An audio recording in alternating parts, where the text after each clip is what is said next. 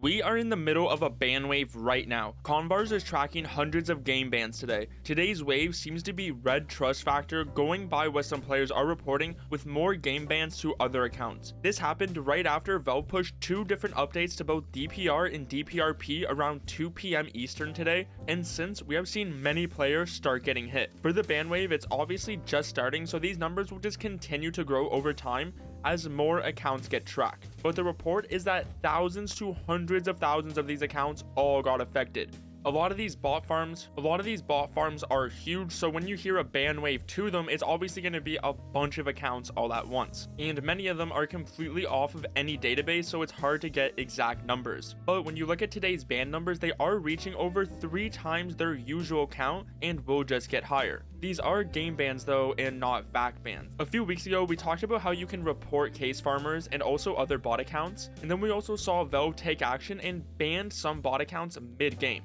And well, now it looks like Valve did a big swoop and knocked out hundreds of thousands of them at once. Now, Valve also dropped an update today. You notice they fixed a bug where the console key would stop working after Premiere pick and ban phase. The game also now continues accepting keyboard input while the scoreboard player card is open, and the joystick input is now ignored by default. They also fixed a bug for certain black weapon finishes, and also said that Steam accounts that have an active account lock are no longer allowed to play on secure Counter-Strike game servers. Valve added code to this in the game files, which says your account is locked and restricted from playing on secure servers in response to a violation of the Steam subscriber agreement or until the account's owners contact Steam support. So it seems like this is a new way for Valve to lock down specific accounts which may be breaking their TOS, like case farming or other boosting services. This is also just a month after Valve took away Gifting Prime, which was a main tool these bot farmers would use to sort of just multiply their number of accounts. It's clear Valve has been trying to take action against these bots recently, but also against cheaters. Today was a great sign that Valve is not just done with the anti-cheat after one update from last month.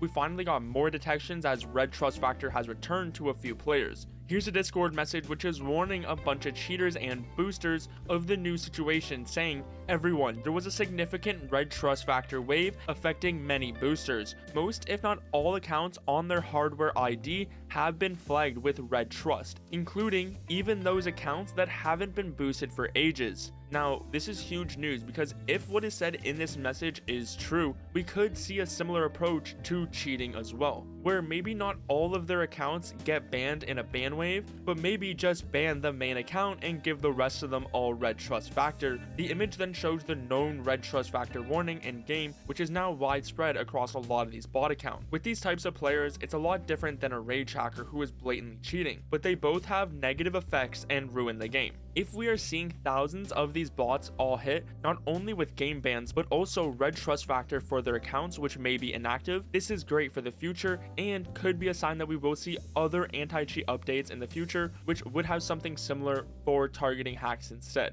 Over the last few videos, we talked about different updates for Counter-Strike, like an operation or other content, and the most requested thing is always more anti-cheat updates, so it's great to see them come in. This is just 1 month after the last set of ban waves, which came in 2 intervals, which the first wave was bot accounts and the second was cheaters. So now that we have the ban wave to bots, hopefully we see a new ban wave to cheaters in the coming days. Do you want Valve to do hardware ban cheaters as well, as it is now an approach that Valve seems to be taking for these bots? Bots is one thing because their farms are usually running 10 accounts at a time and they usually have hundreds to thousands all on one PC. So a hardware ban is a nice way to just get them all at once. We still haven't received Overwatch, even though it has been over a month since they have told us in the patch notes, so if you're still waiting for it, I wouldn't really any longer. I think Valve giving it to a third party, as long as they are trained to detect hacks, will be beneficial for us as players, and the fact it's not public who the actual testers are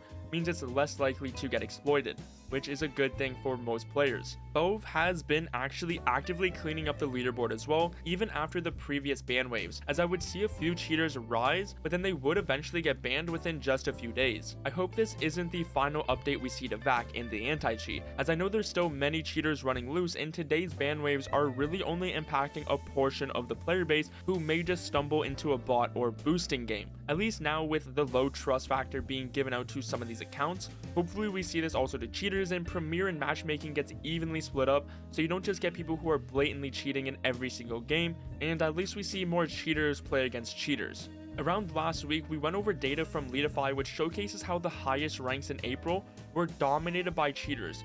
But seeing as in May we've had now a series of ban waves since the start of the month, hopefully this data has been cleaned up and it's not as bad as what it used to be.